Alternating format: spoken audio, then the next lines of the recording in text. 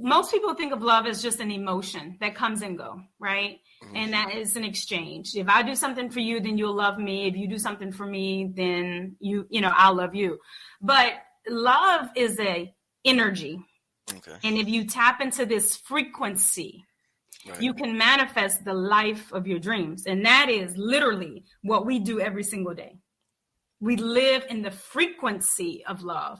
Now, does that mean that you're not gonna have challenges? You're not gonna have, things that come your way? No, we will, but we maintain the frequency of love, and we do everything from that frequency and vibration of love. So how do you maintain this frequency?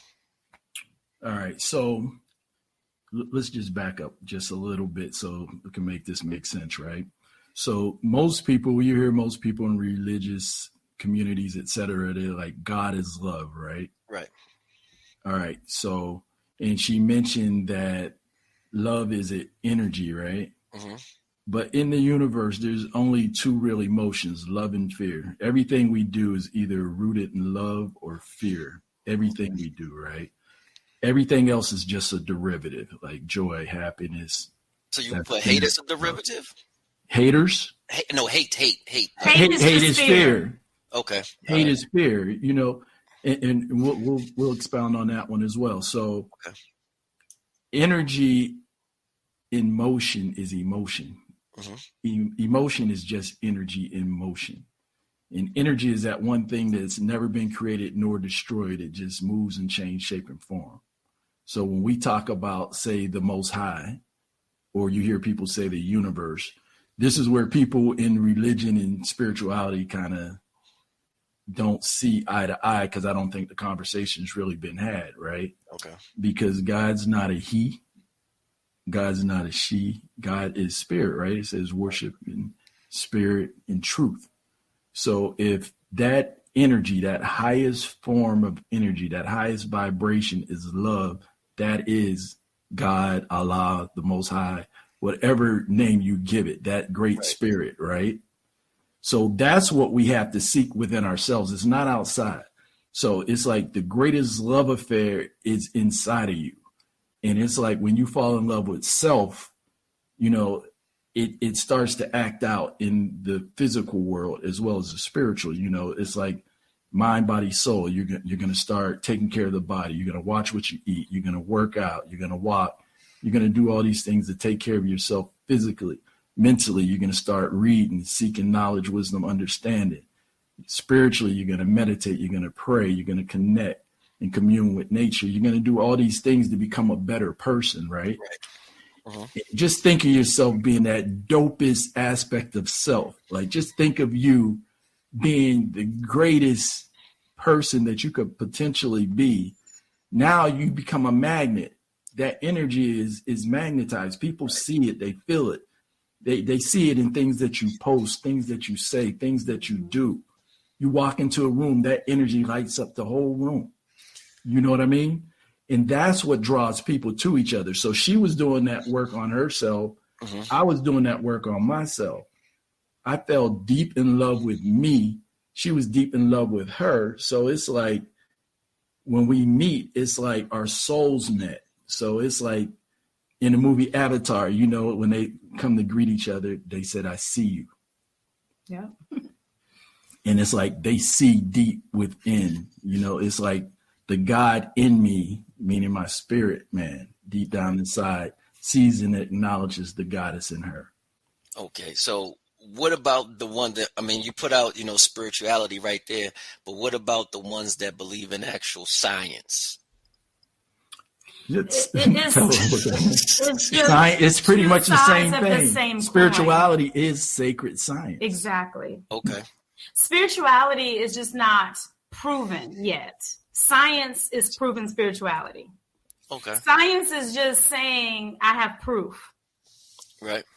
Some of us can tap into intuition, an unseen energy, an unseen realm, and not need the proof. But some people need proof. Right. So, and that's the other thing about aligning the mind with the heart. The mind is a masculine thing. The heart is a feminine thing. The mind is all logic. The heart is all what you feel. Right. I can feel something and not quite know, have proof of it just yet, but I could feel it already. So in this alignment together, masculine and feminine, in unconditional love, we come together in wholeness. Okay. So, and also capacity. Most people can't love to this depth because they have not built the capacity themselves to love themselves to this depth. And you can only love at the depth that you love yourself. So why do you think most people don't come to this depth to loving themselves like you just stated? Great question. In the chapter where we talk about barriers, right? It could be the way somebody was raised. It could be their education. It could be their religious beliefs. It could be, they were molested as a child. So it's like, you could only give what you have, right? So you don't go to an apple tree to pick oranges. So if a person doesn't love themselves, how can they love you? They don't have it to give. If they love themselves a little bit, they could love you a little bit. So think about what we're talking about. So one of us go and we meet somebody else and, you're at capacity. Matter of fact, here's a good example right here. This bottle of water is full, right? This one's empty. So this is the broken person. Right. This is the person that grew up in a toxic household, molested, poor education, poverty, didn't get many hugs. They weren't nurtured, basically. Unhealed. Exactly. Unhealed wounds. But they're not capable. They got the capacity, Right. They got the same capacity as this person, potentially, right? This person's full. Right. This person, whether, in poverty really doesn't have, it has a little bit to do with it, but not a lot, right? Because we both grew up poor, right? Poverty's a mindset, right? Exactly. Life is a mindset. So now these two people meet up. This person's full, right? This person could give everything they got. This person can't fill it. Yeah.